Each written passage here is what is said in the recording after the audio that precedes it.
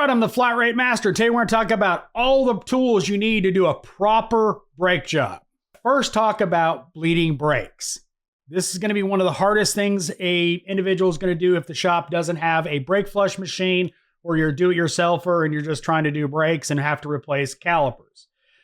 Now, a lot of times with late model vehicles, anytime a caliper or any other component is replaced, you have to do an ABS bleed brake, which will require a pressurized flush machine or a brake bleeder and a scan tool.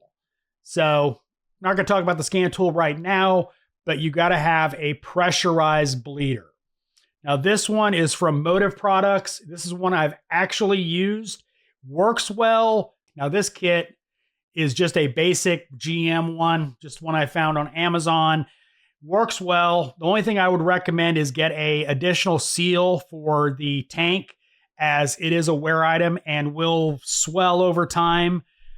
At least it was in the old kit I used, but it works well. It pressurizes the brake system, and as long as you don't let the pressure go down or run out of fluid, it will properly bleed the brake system. Now I've got another option from Mityvac. Don't compare the prices because this one has many more adapters, but the big thing is it allows you to pressure bleed the brake system. Vacuum bleeders, I cannot stand vacuum bleeders. I just don't think they work that well. I've had to go back many times and use alternate methods trying to do vacuum. It just pulls around the bleeder screw and you wind up bringing in air and you don't get all the air out of the system. Buy a pressure bleeder. They're really not that expensive. All right, next up, when you're dealing with brake fluid, pushing back calipers, you need to extract brake fluid. Get some sort of extractor. Now, this one I'm using specifically calls out brake fluid. That's really important. Now, I don't use this specific one. I have a Mityvac one, but it's a lot more expensive and they're probably made in the same factory, but they work well for extracting brake fluid. When you got to do calipers and there's too much brake fluid in there, make sure it's extracted so you don't make a mess, don't eat up their paint, etc. All right, compressing calipers. Now, the Lang tool I own, I love, I use it constantly, especially for 4-piston calipers. That's really its sweet spot, is 4-piston calipers. Occasionally, you may have to back off the screw and put a brake pad in there for a shim. They make other models, but I haven't used those, so I can't testify to how well they fit in general applications. Usually with an additional brake pad, I can use this tool for pretty much every 4-piston caliper. All right, next one is this Lisle tool. In fact, I have 2 of these and I use these for brake jobs all the time. I do not own the single caliper one. All you got to do is kind of offset it a little bit and it'll push the caliper in fine. Keep in mind, these wear out. They will eventually lose their ability to push the caliper in. They're not expensive, so just plan on replacing it after so long or see if Lisle will warranty it, because supposedly it is a lifetime warranty. Now, I did a whole video about cleaning hubs, and I'll show you the proper way in that video, and I'll try to put it in a note up there. Now, I use the OTC version because the pads are available at Napa, etc. They're not really expensive. They're kind of expensive, but they're readily available. You can get them on Amazon as well. And I put it in a die grinder and clean around the lug bolts. The other kind you can get, drive on a 1/2-inch drive. I haven't used these. I know other people have.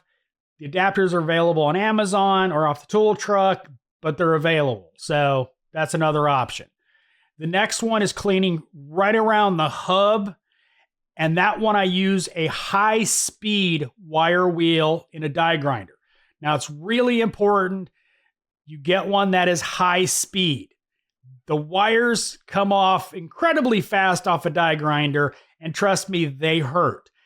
Important reminder, anytime you use this kind of wire wheel, whether it's this or anything else, eye protection. They go in hard and fast. If the wire breaks off, it will stick in your skin. It will stick in your eyeball. Wear eye protection. But make sure the one you buy is high speed. As you can see right here, it says 20,000. If you don't want to use another die grinder, you can get a heavy wire brush like this one from Lisle.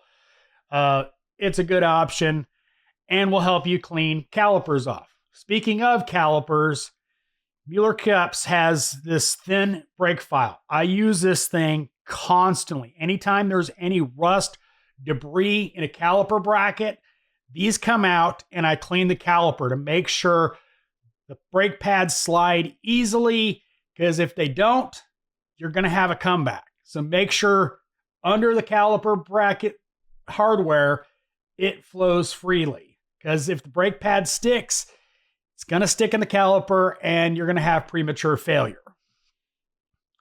All right, next up, please, please, please, please, please do not ever let your caliper hang on a brake hose. I hate it as a pet peeve of mine. These caliper hooks, this is an 8-pack, because trust me, you're going to lose a few. Buy you a pack of these. Use zip ties. Put it on a, put the caliper on a suspension piece. Just make sure not let it hang by the brake hose. You're degrading the brake hose every time you do that. 3 or 4 brake hoses and it's going to stretch and break down. So just get these caliper hangers and use them, please. Now, primarily most rear brakes with a parking brake either is going to require you to twist back the caliper or use a scan tool to back off the parking brake mechanism. You're going to need a scan tool for this, and you're going to need to file service information. Some of them are very specific. There's a few vehicles that you can use in-vehicle controls, and you don't need a scan tool, but most of them, you're going to need a scan tool that is capable of doing caliper retraction. I put up the AutoFix here just because it's an affordable tool that does it, but there's many out there that do. Watch my reviews of scan tools if you need more information. Now, this is not the specific model I have. There's various other ones out there, but I really do like having the air compressor holding the caliper pressure. And all you got to do is twist it in.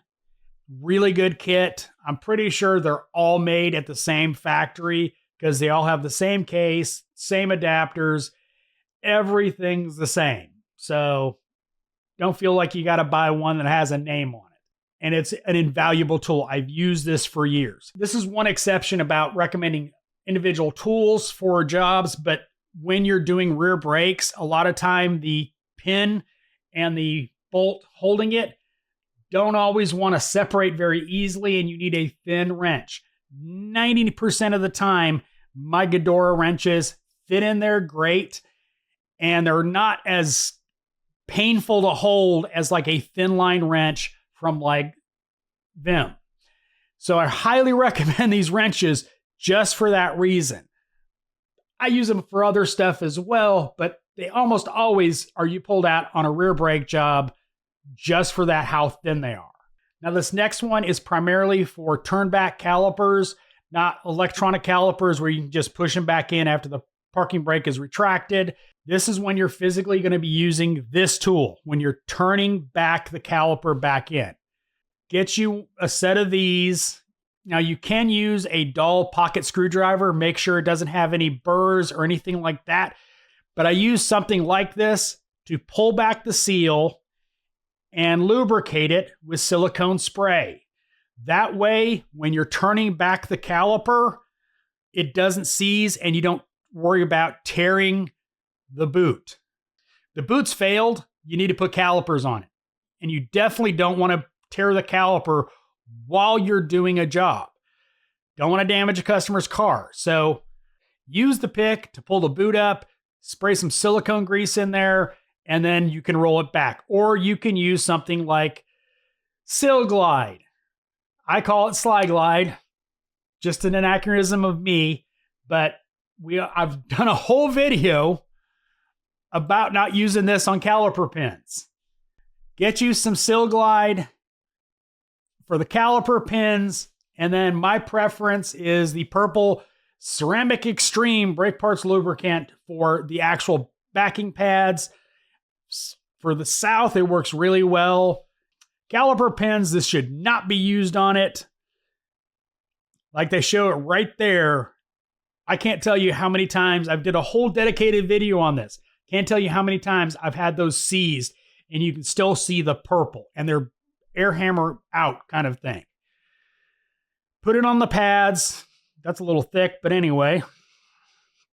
Lubricate with this. Lubricate the slide pins with Seal Glide and do a quality brake job. Now, quality components are up to you or the shop, but these are all the tools that make the job easier and effective and profitable. So hope you enjoyed this video. As always, thanks for watching. I am the Flat Rate Master.